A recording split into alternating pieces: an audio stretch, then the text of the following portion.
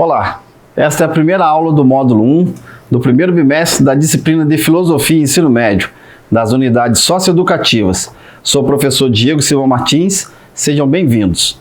O estudo da filosofia é um convite ao aluno a entrar no universo do pensamento, ultrapassar as barreiras das dificuldades e impressões falsas de que o conhecimento é massivo e pesado, chato na gíria comum. É uma tarefa constante para despertar o espírito diante da grandeza do mundo.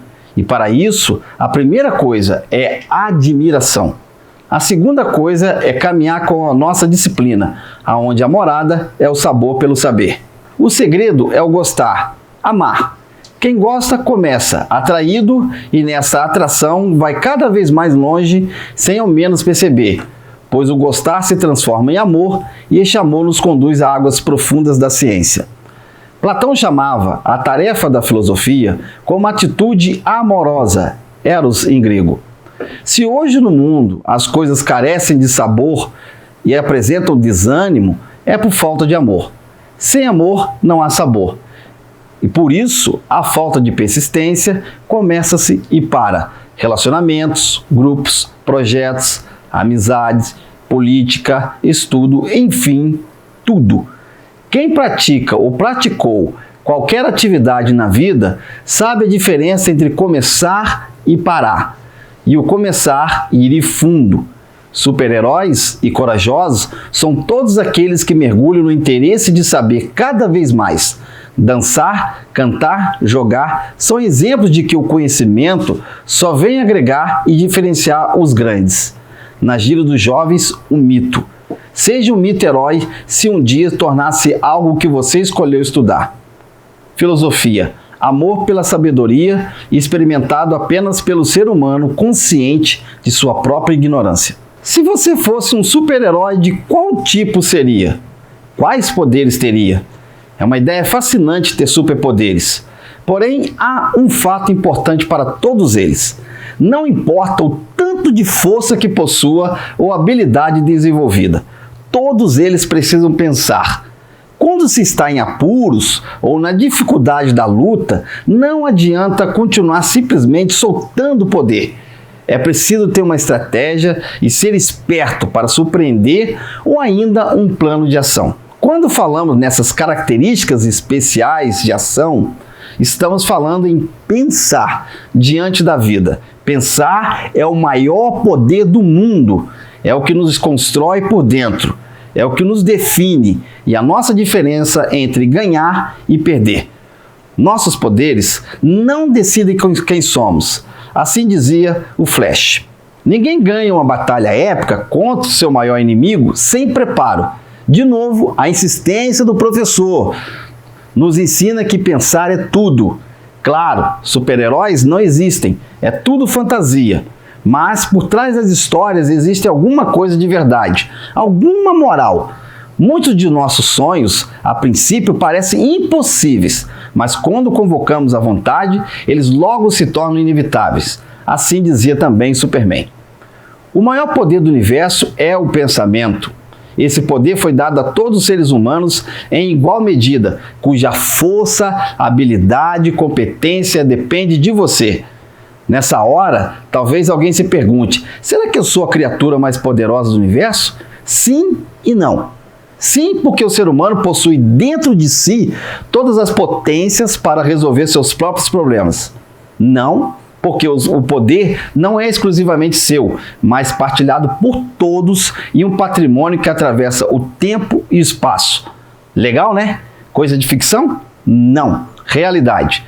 E se quiser descer mais fundo no mistério, saiba que esse poder está em todos e em tudo. A única maneira de saber o quão forte você é continuar testando seu limite, dizia de novo o super-homem.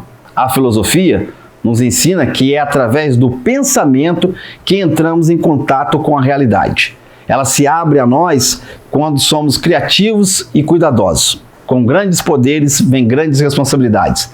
A frase famosa do tio do Homem-Aranha.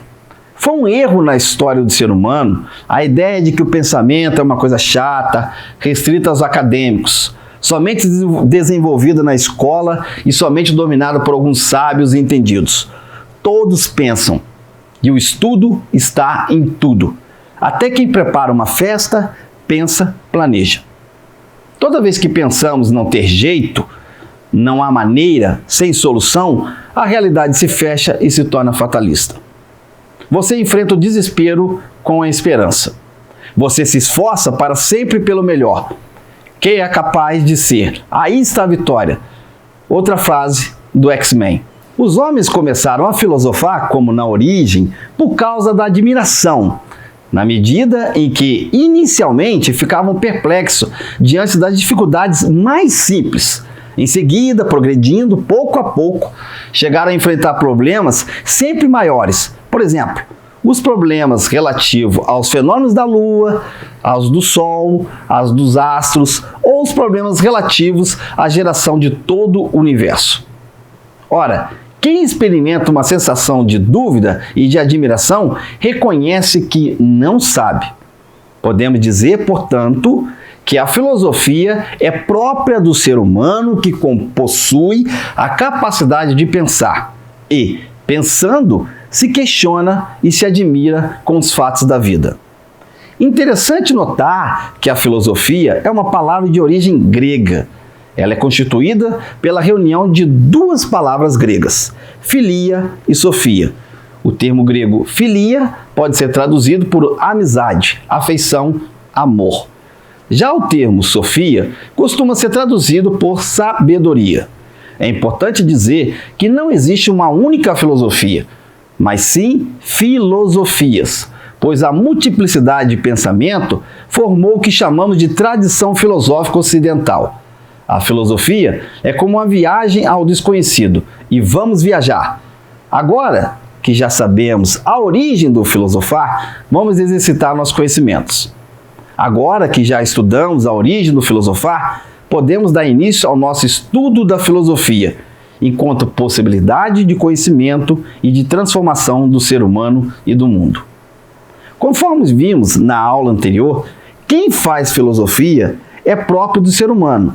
Então, a filosofia é, pois, reflexo das indagações e inquietações daquele que se permite pensar e se questionar. Portanto, quem filosofa está aberto, de alguma forma, para o conhecimento de si mesmo, havendo assim a possibilidade de conhecimento do ser humano. E será que, se conhecendo o ser humano, pode transformar o mundo em que vivemos? Se positiva a resposta, em que sentido pode ocorrer tal transformação? Nessa aula vamos conhecer o outro filósofo muito importante. Conheceremos Aristóteles. Agora vamos conhecer um pouco desse filósofo também grego que viveu antes do próprio Aristóteles. E ele se chamava Sócrates e é considerado o mais importante dos pensadores. O pensamento de Sócrates é bastante simples. Ele desenvolveu um método, um caminho, por assim dizer, de fazer filosofia. Era o método de fazer perguntas. Repare que essa é uma importante característica da filosofia.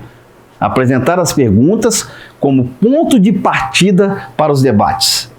Caro aluno, depois que entendemos a origem do filosofar e de como a filosofia pode contribuir para o conhecimento e na transformação do ser humano e do mundo que o circunda, vamos agora aprender como a filosofia está presente em nossa vida. Pode ser que você não tenha se dado conta que nas atitudes mais simples da vida, a filosofia, em certo sentido, nos acompanha, pois ela se confunde com as nossas próprias atitudes, pensamentos e concepções que vamos formando ao longo do tempo.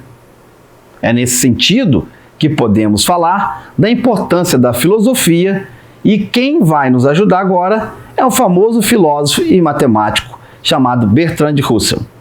Veja com bastante atenção o que ele nos diz. E todos nós, várias vezes ao dia, temos que tentar tomar algumas decisões. Muitas vezes, precisamos encontrar algum tipo de critério para seguirmos ou não certa direção. É também verdade que não conseguimos viver sozinhos. E, na relação com outras pessoas, surgem acordos, esperanças, mas também conflitos, dúvidas, incertezas e outras consequências que geram sentimentos e desejos os mais diversos possíveis. E, naturalmente, pensamos e refletimos sobre os acontecimentos, e muitos deles inesperados na nossa vida.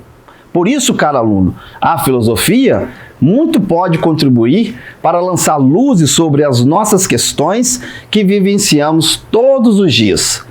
Lembre-se que o filósofo é um inquieto, um questionador. Ele não se contenta com o que chamamos de senso comum, por ser um conhecimento muito superficial. E todos nós buscamos respostas às nossas perguntas, mas nem sempre é fácil encontrá-las. Mas não é esse o sentido da filosofia? Uma constante busca? A filosofia, como nasceu na Grécia Antiga entre os séculos 7 e 6 a.C., mas não há data local exatos. Pelos registros mais antigos e pela mudança cultural provocada pela filosofia entre os gregos, podemos marcar este nascimento. Este estudo é importante, pois mostra o desenvolvimento da nossa civilização, que abrange o nosso modo de vida, religião, arte e no desenvolvimento da ciência. O nascimento da filosofia ocorreu com ideias de pessoas interessadas e curiosas em saber o porquê das coisas. Cansada das explicações mitológicas, de narrativas fantásticas e pouco provável, ou ainda sem alguma razão, mas qual o problema, então, dos mitos? Os mitos foram as primeiras tentativas da história do ser humano em explicar as coisas. Pela explicação anterior, dá para perceber os limites das narrativas sobre a origem das coisas, do mundo e do universo. As explicações não eram seguras e, com o passar do tempo, não convenciam mais.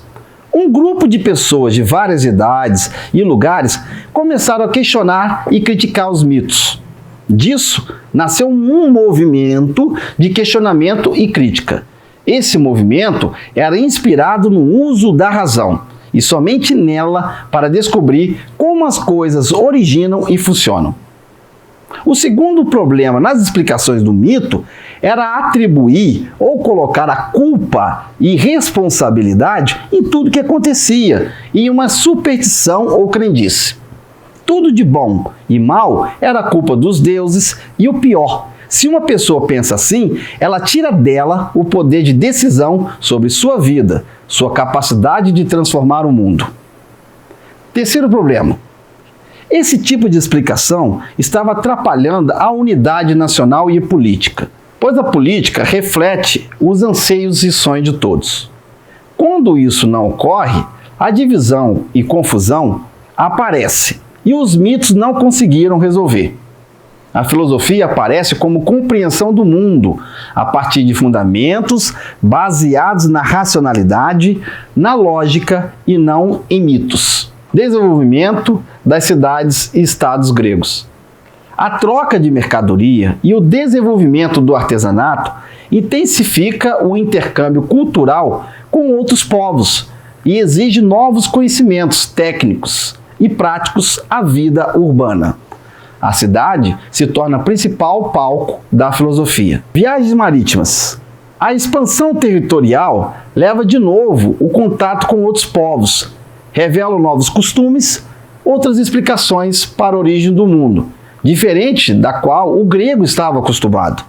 Também novas plantas e formas de vidas. Desenvolvimento da escrita.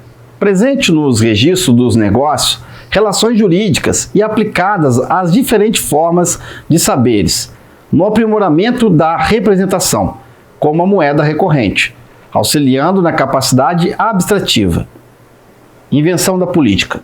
Surge a democracia, espaço para discussão, aprimoramento de ideias racionais e condições do discurso filosófico. Todas essas transformações foram importantes para uma nova relação do ser humano com o mundo, para sua liberdade, condição social, além do surgimento de ideias elegantes de compreensão sistemática para o avanço científico e tecnológico. Vamos resumir esta aula. A necessidade da troca de ideias e informações, a fragilidade das ideias supersticiosas e crendices absurdas, a capacidade do ser humano em entender racionalmente a realidade, competências para resolver seus próprios problemas. Ao contrário disso, o Uma postura dogmática que aceita passivamente tudo e atribui ao acaso tudo o que acontece, joga toda a existência humana numa vida entregue à própria sorte.